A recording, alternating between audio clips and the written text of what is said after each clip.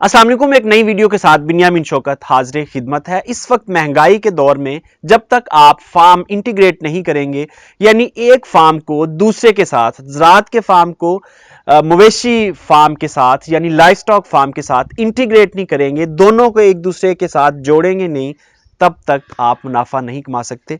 खादों की जो कीमत इस वक्त बढ़ चुकी है, यानी डीएपी खाद 14 से 15 हज़ार का एक बैग, और नाइट्रोजन खाद इस वक्त जो मार्केट में मिल रही है वो ब्लैक में 4 से 4,2500 का एक बैग मिल रहा है। इसी तरह पोटाशियम खाद देख लें या बाकी जो माइक्रो न्यूट्रेंट्स हैं, सब की कीमतें आसमानों को पहुंच चुकी हैं। और मैं आपको बताऊं कि 1 एकड़ के लिए 2 जानवर, यानी क्या 1 एकड़ और 2 जानवर हों आपके पास, तो आप अपना जो फर्टिलाइज़र का खर्चा है वो बहुत ही मिनिमम का कर सकते हैं। मैं ये नहीं कह रहा ख़त्म कर सकते हैं, बहुत ही मिनिमम, यानी 90% तक आप उस खादों के अखराजात में कटौती कर सकते हैं। कैसे कर सकते हैं? ये जादुई टैंक हैं, ये 2 टैंक हैं, 2 टैंक, एक से काम नहीं चल सकता, 2 टैंक बनाने पड़ते हैं।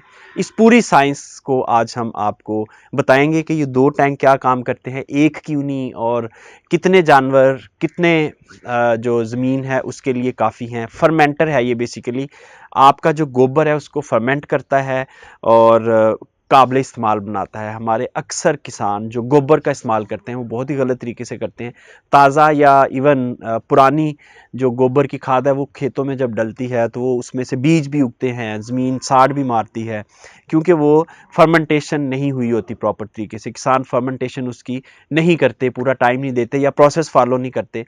बहरहाल कोई भी वजह उसकी फर्मेंटेशन नहीं हुई होती, जिसकी वजह से वो अक्सर औकात नुकसान देता है। तो ये फर्मेंटर टैंक्स हैं जनाब, यानी जो गोबर है और पेशाब है जानवरों का, उसको फर्मेंट करते हैं। इसमें जो साइंस है वो ज़रा गौर से समझ लें कि जो जानवरों का गोबर है वो आपका ऑर्गेनिक मैटर और फास्फोरस का बेहतरीन सोर्स होता है, और जो पेशाब है उसमें नाइट्रोजन ज़्यादा मिकदार में पाया जाता है।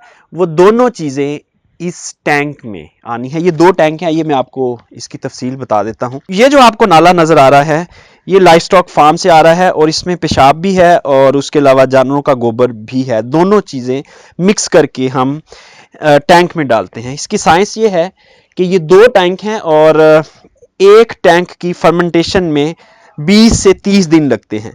तो ये जो आपको नज़र आ रहा है ये दोनों का ढक्कन है जी। ये मैंने ढक्कन खोल दिया और ये मैं इधर ढक्कन ले आता हूँ, ये मैंने यहाँ लगा दिया। अब इसका मतलब ये है कि ये पानी उधर जाना शुरू हो जाएगा, और ये टैंक भर चुका है, यानी अभी ये कुछ पानी इसमें बाकी है, लेकिन आपको समझाने के लिए हम ये बता रहे हैं कि ये भर चुका है। इसकी फर्मेंटेशन शुरू हो जाएगी और ये पानी आज के बाद यहाँ आना शुरू हो जाएगा, और जब ये भर जाएगा तो वो पानी जो है उसका इस्तेमाल शुरू हो जाएगा, यानी 25 दिन, 20 दिन, 25 से 30 दिन तक उसकी फर्मेंटेशन होगी। और वहां से आइए मैं आपको दिखाऊं, ये जो आपको पाइप नज़र आ रहा है जी, ये पीछे से ट्यूबवेल का पानी आता है, और ये जो आपको वाल नज़र आता है ये हमने थोड़ा सा खोलना होता है। मैं अभी आपको खोल के दिखा देता हूँ। पानी के साथ आप इतनी सी मिकदार इसकी खोलेंगे और ये ऐसे ही पानी या फर्मेंट हो चुका है। इसमें गोबर भी है और पेशाब भी है।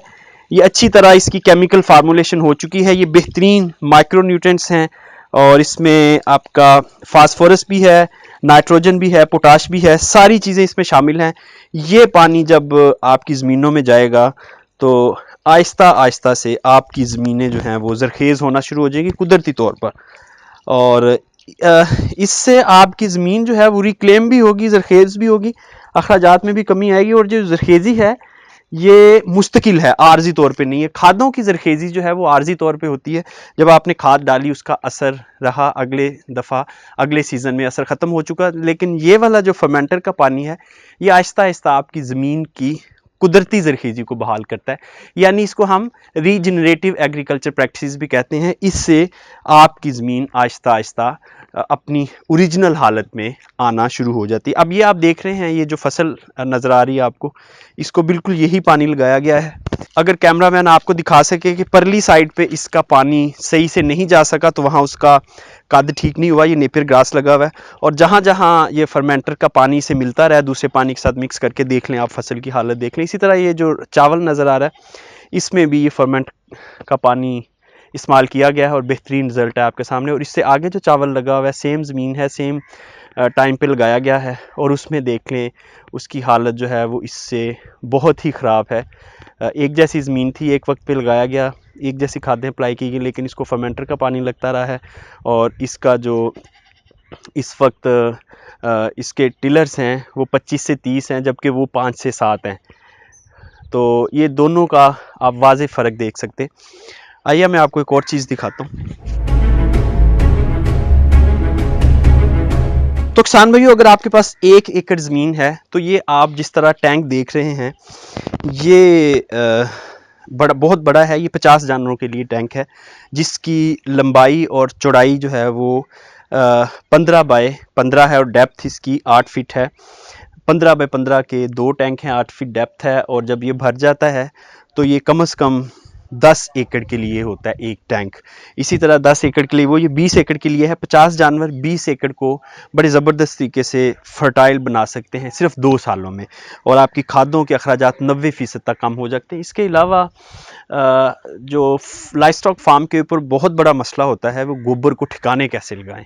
जब हम ताज़ा उठा के फेंकते हैं खेतों में तो वो नुकसान देता है। तो ये बहुत बड़ी ज़बरदस्त डिस्पोजल है और ये ऑटोमेटिक सिस्टम के तहत इस टैंक तक आती है। आइए मैं आपको अंदर से इसका सिस्टम दिखाता हूँ कि अंदर कैसे ये कलेक्ट कैसे की जाती है।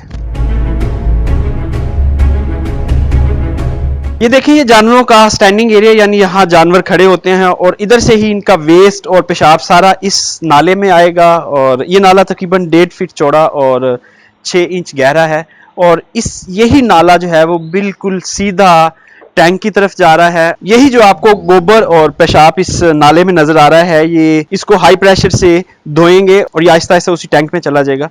तो इस तरह ये जो पानी है ये भी साथ जाएगा तो ताकि ये गोबर की अच्छी तरह से फर्मेंटेशन हो सके। ये पानी ज़रूरत होती है टैंक में गोबर की फर्मेंटेशन के लिए, इसलिए उतना पानी जो आपके जानवरों को वॉश करने और ये जहाँ खड़े होते हैं उस एरिया को वॉश करने के लिए इस्तेमाल होता है, ये चाहिए होता है ताकि गोबर की अच्छी तरह फर्मेंटेशन हो सके। किसान भाइयों, इस महंगे दौर में जब तक आप इंटीग्रेशन नहीं करेंगे, खादों के अखराजात कम नहीं करेंगे और जो आपकी वैल्यूएबल चीज़ें हैं फार्म पे उनको इस्तेमाल नहीं करेंगे, बड़ी मुश्किल है कि आप अब सर्वाइव कर सकें। इजाज़त दीजिए, खुदा हाफ़िज़।